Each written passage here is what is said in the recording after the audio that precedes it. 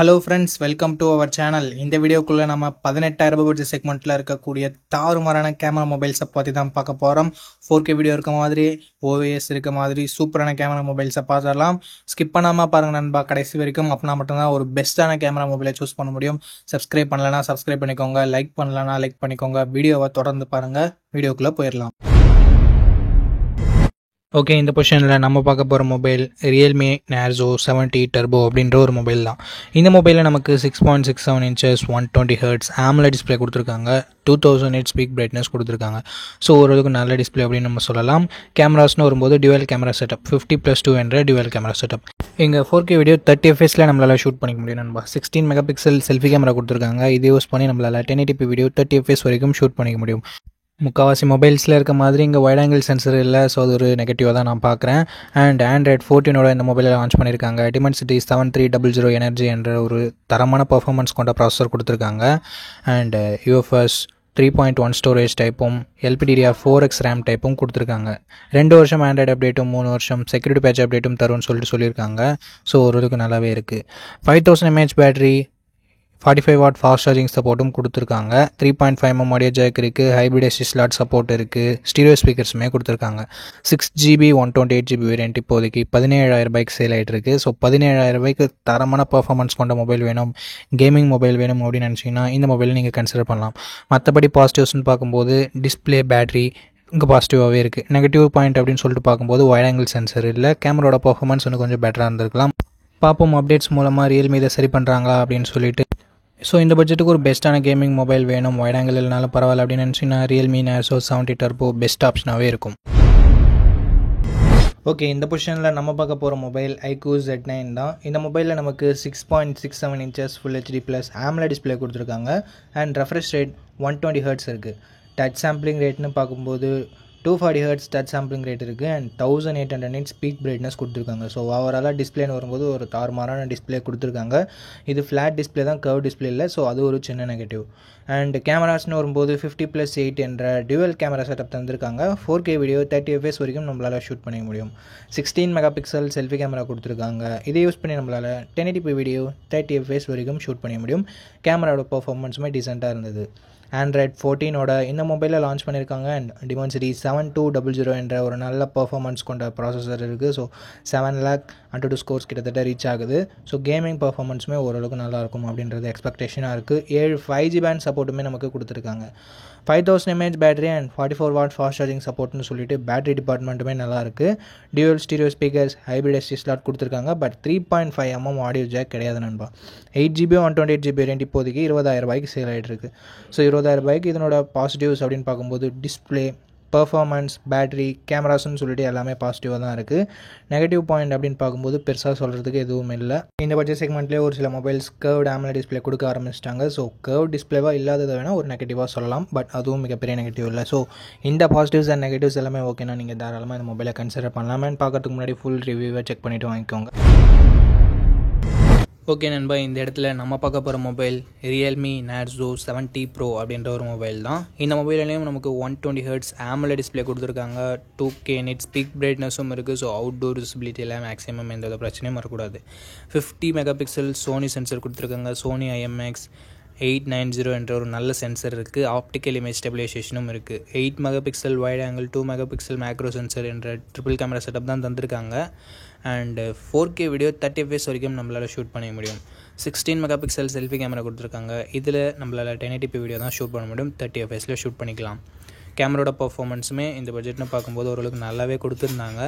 Android 14 இந்த mobile launch ஆகிருந்தது. Dimensity 7050 என்ற ஓரளவுக்கு டீசென்ட்டான பர்ஃபார்மன்ஸ் கொண்ட ப்ராசஸர் கொடுத்துருக்காங்க.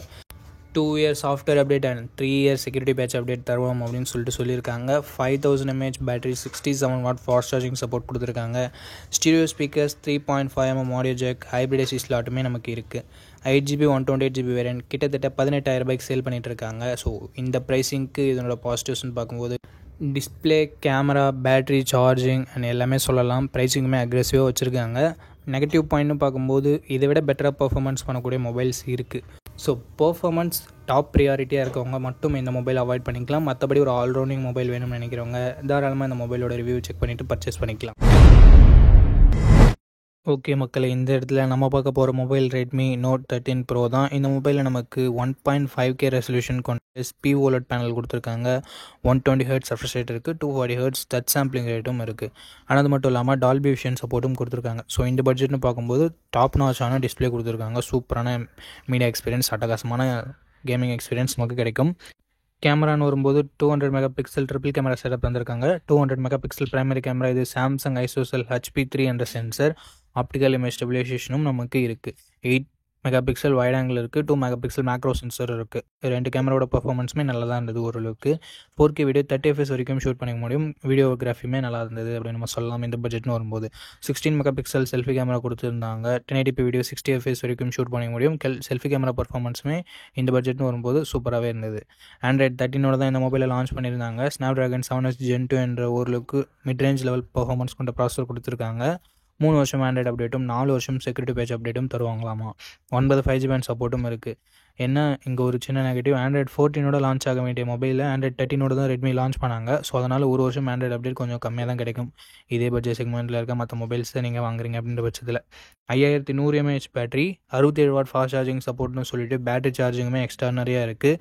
Dual stereo speaker, IR blaster, 3.5mm audio ஜாக்குன்னு சொல்லிட்டு எக்ஸ்ட்ரா ஃபீச்சர்ஸுமே இங்கே நல்லா தான் இருக்குது.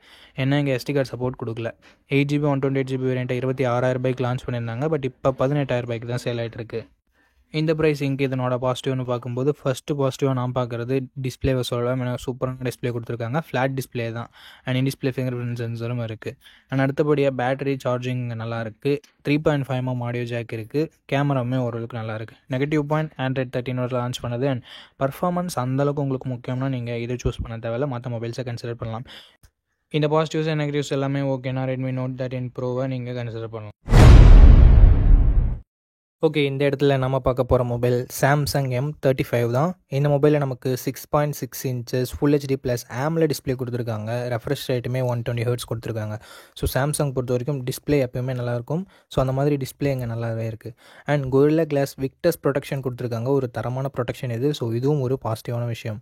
கேமரா இங்கே 50+8+2 என்ற ட்ரிபிள் கேமரா செட்டப்போட தந்திருக்காங்க. ப்ரைமரி கேமராவில் நமக்கு OIS இருக்குது. ஸோ ஸ்டேபிளான வீடியோ ஃபுட்டேஜஸ் அண்ட் ஸ்டேபிளான நைட் ஃபோட்டோகிராஃபின்றது நமக்கு கிடைக்கும். 4K வீடியோ 30 FPS வரைக்கும் நம்மளால் ஷூட் பண்ணிக்கலாம். கேமராவோட பர்ஃபார்மன்ஸுமே நல்லாவே இருந்தது அப்படின்னு நம்ம சொல்லலாம். செல்ஃபி கேமரா இங்கே சின்ன நெகட்டிவ் என்னென்னா 13 மெகா பிக்சல் செல்ஃபி கேமரா தான் தந்திருக்காங்க. பட் அவுட்புட் என்னமோ சிமிலராக தான் இருக்குது.